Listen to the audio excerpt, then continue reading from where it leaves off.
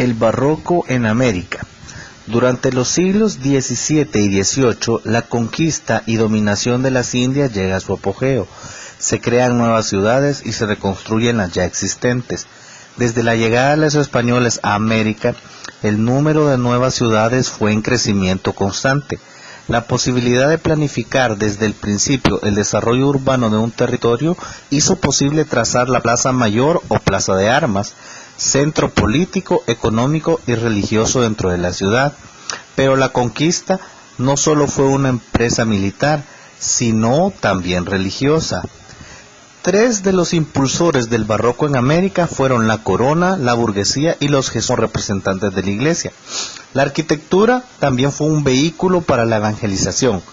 Los primeros conventos y las primeras iglesias americanas de estilo renacentista tendrán aspectos de fortaleza debido al carácter de frontera de las Indias, como el convento de Acolmán en el valle de Teotihuacán y el convento de Actopan en Hidalgo, México.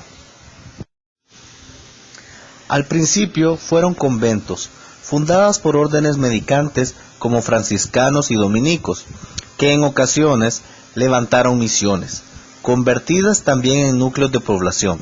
Tras las primeras décadas del siglo XVI, plagadas de interesantísimas experiencias arquitectónicas, se emprende la construcción de catedrales.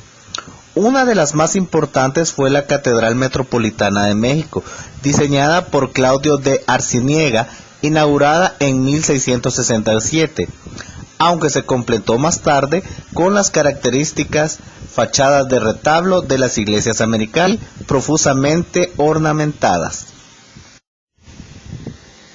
Los rasgos básicos del estilo barroco se transmitieron a América fundamentalmente por medio de la enseñanza de los religiosos, que utilizaban libros o estampas que contenían obras por artistas europeos.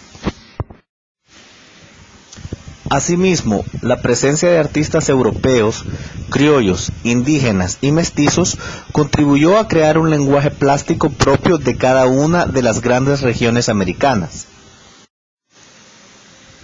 Este mestizaje estilístico tuvo una de sus más peculiares manifestaciones artísticas autóctonas en las decoraciones, en las que se emplearon motivos europeos junto a elementos indígenas, como frutos locales, papayas o plátanos. Un ejemplo del arte barroco es la iglesia de Santa María de Tonatzintla.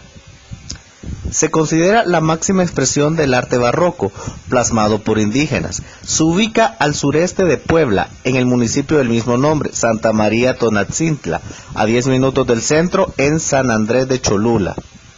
Su nombre es de origen referente a la diosa relacionado con la tierra, Tonatzi, To, que significa nuestro o nuestra, y Natzi, el sufijo sin, que se refiere a señora madre, y Tla, que significa junto a o lugar de.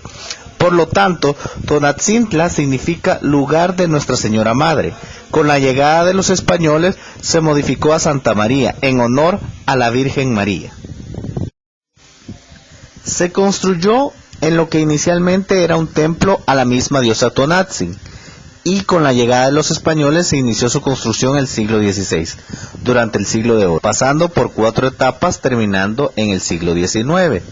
La primera etapa empieza en el siglo XVI a mediados del siglo XVII, donde se acentúa la base del templo con una nave sin crucero y fachada sencilla, actualmente destruidas.